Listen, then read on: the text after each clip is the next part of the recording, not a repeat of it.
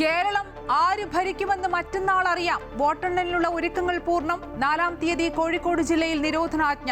Perambra Koyilandy strong റൂമുകൾ തുറന്ന സംഭവത്തിൽ ചട്ടലംഘനമില്ലെന്ന് മുഖ്യ തെരഞ്ഞെടുപ്പ് ഓഫീസർ.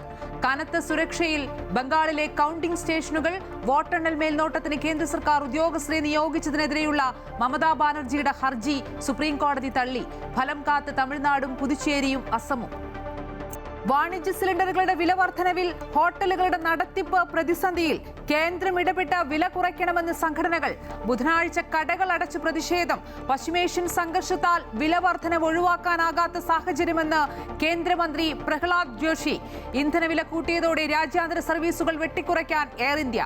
മണിമലയാർ ജലവൈദ്യുതി പദ്ധതി ഏറ്റെടുക്കാനുള്ള KSEBിയുടെ നീക്കം തടഞ്ഞ് വ്യവസായ വകുപ്പ്.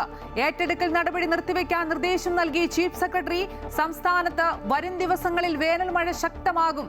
നാളെ 4 ജില്ലകളിൽ യെല്ലോ അലർട്ട്. ശബരിമല സ്വർണ്ണക്കൊള്ള കേസിൽ സ്മാർട്ട് ക്രിയേഷൻ CEO പങ്കജ് ഭണ്ഡാരിയുടെ നിർണായക മൊഴി പുറത്ത്. ശബരിമലയിൽ നിന്ന് മോഷ്ടിച്ച സ്വർണം മറ്റ് ക്ഷേത്രങ്ങളിൽ ഉപയോഗിച്ചതായി പങ്കജ് ഭണ്ഡാരി. SIT റിപ്പോർട്ട് കോടതിയിൽ സമർപ്പിക്കും. വാൽപ്പാറ ദുരന്തത്തിൽ മരിച്ചവരിൽ ഇൻഷുറൻസ് പരിരക്ഷയില്ലാത്ത കുടുംബങ്ങൾക്ക് 10 ലക്ഷം രൂപ വീതം ധനസഹായം നൽകാൻ മന്ത്രിസഭായോഗ തീരുമാനം. സഹായം 5 കുടുംബങ്ങൾക്ക്. പരിക്കേറ്റവരുടെ ചികിത്സാ ചെലവ് സർക്കാർ വഹിക്കും. പണം മോഷ്ടിച്ചെന്ന് ആരോപിച്ച് 6-ാം ക്ലാസ് വിദ്യാർത്ഥിയെ തലകീഴായി കെട്ടിത്തൂക്കി മർദ്ദിച്ചെന്ന് പരാതി. പുനലൂരിലെ ലിവിംഗ് വാട്ടർ എന്ന സ്ഥാപനത്തിലെ വാർഡനും പാചകക്കാരനും പോലീസ് കസ്റ്റഡിയിൽ. ഇറാന്റെ ഒത്തുതീർപ്പ് വ്യവസ്ഥകൾ US പ്രസിഡന്റ് ഡൊണാൾഡ് ട്രംപ് തള്ളിക്കളഞ്ഞതോടെ നയതന്ത്ര ചർച്ചകൾ വഴിമുട്ടി. വീണ്ടും യുദ്ധം തുടങ്ങാൻ സാധ്യതയെന്ന് ഇറാൻ സൈന്യത്തിന്റെ മുന്നറിയിപ്പ്. അമേരിക്കൻ പടക്കപ്പലുകൾക്ക് നേരെ ആക്രമണം നടത്തുമെന്നും സൈനിക വക്താവ്. വ്യോമപാത തുറന്ന് UAE. സർവീസുകൾ സാധാരണ നിലയിലേക്ക്. 2020 വനിതാ ലോകകപ്പിനുള്ള 15-അംഗ ഇന്ത്യൻ ടീമിനെ പ്രഖ്യാപിച്ചു. ഹർമൻപ്രീത് കൗർ നയിക്കും. അമൻജോത് കൗർ പുറത്ത്. ഭാരതി ഫുൾമാലി ടീമിൽ റിച്ചയും യസ്തികയും വിക്കറ്റ് കീപ്പർമാർ. മത്സരങ്ങൾ ഇംഗ്ലണ്ടിൽ ജൂൺ 12 മുതൽ.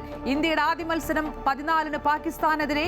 IPL-ൽ മുംബൈക്കെതിരെ ചെന്നൈക്ക് 160 റൺസ് വിജയലക്ഷ്യം. ഛത്തീസ്ഗഡിൽ കുഴിബോംബ് സ്ഫോടനത്തിൽ 3 ജവാന്മാർക്ക് വീരമൃത്യു. ഒരാൾക്ക് ഗുരുതര പരിക്ക്. അപകടം മാവോയിസ്റ്റുകൾ സ്ഥാപിച്ച കുഴിബോംബുകൾ മാറ്റുന്നതിനിടെ.